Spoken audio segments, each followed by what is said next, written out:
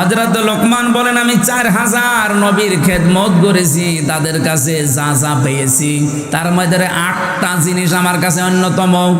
এই 8টা জিনিস আমি চাই পৃথিবী যতদিন থাকবে মানুষেরা এই 8টা জিনিস যেন অর্জন করে। বলে সুবহানাল্লাহ। 1 নম্বরে 8টা শিক্ষার ভেতরে আমি পেয়েছি নবীদের কাছ থেকে যে নামাজের ভেতরে মন তৈরি করা লাগবে। কিসের ভেতরে? প্রশ্ন আসতে পারে, সব নবীর না জামানায় কি নামাজ ছিল? হ্যাঁ, হযরতে আদম আলাইহিস সালাম থেকে শুরু করে মুহাম্মদুর রাসূলুল্লাহ পর্যন্ত যত নবী আল্লাহ দুনিয়াতে পাঠিয়েছেন প্রত্যেক নবীকে আল্লাহ পাক কম বেশি সেজদার হুকুম দিয়েছিলেন। হ্যাঁ, তাদের হয়তো এভাবে 5 ওয়াক্ত ছিল না, তো সেজদা দেওয়ার নিয়ম ছিল, কারণ সেজদা ছাড়া কেউ আল্লাহর নিকটবর্তী হতে পারে না। আসজুদ ওয়াক্তারিব, সেজদা দাও, আল্লাহর নিকটবর্তী হয়ে যাও।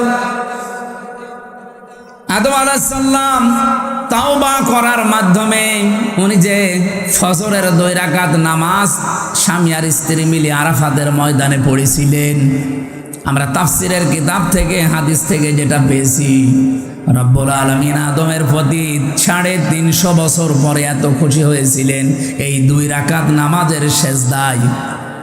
কিয়ামত পর্যন্ত উম্মতে মুহাম্মদী যারা আসবে তাদেরকে আল্লাহ এই 2 রাকাত নামাজ ফরজ করে দিয়েছেন।